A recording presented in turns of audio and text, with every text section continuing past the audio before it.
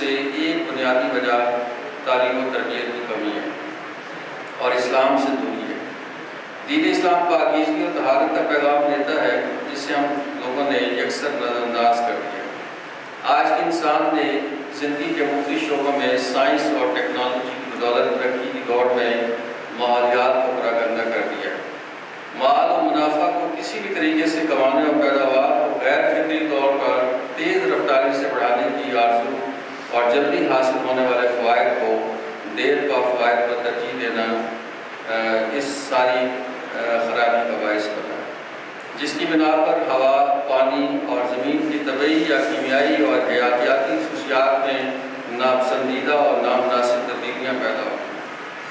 اور زمین کے درجہ حرارت میں نقصان دہ حد تک اضافہ ہو گیا ہے، جس کی بنا پر عالمی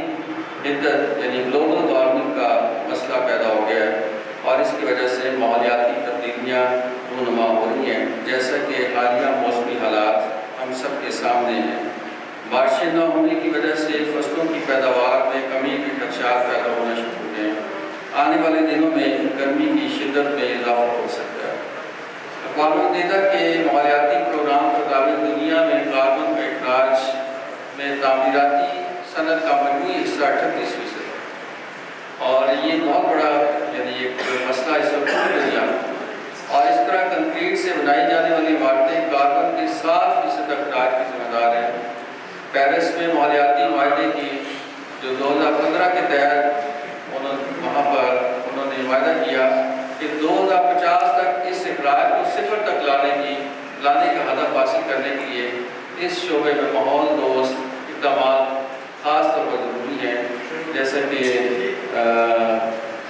امتیاز احمد صاحب نے اپنی کی بورڈ میں ان کا تذکرہ کیا اور اسی طرح انہوں نے بلوچستان میں جہاں پر موسمیاتی تبدیلیوں کی وجہ سے آئے دن وہاں پر سیلاب اور اس طرح کے معاملات ہوتے رہتے ہیں، تو وہاں پر جو ہے انہوں نے ایک تجرباتی طور پر اپنے نمائندہ ایک ادارے کو وہاں پر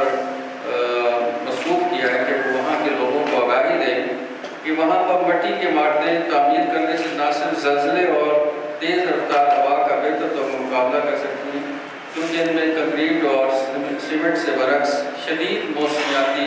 جو کیفیات ہیں ان کو اس کے دباؤ کو تقسیم کرنے کی صلاحیت ہوگی۔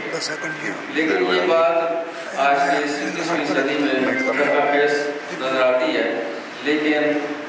ہم اگر دیکھیں ملاحظہ کریں تو ہمارے پنجاب اور اسی طرح کے پی کے سندھ اور بلوچستان خیبر اور دوسرے جو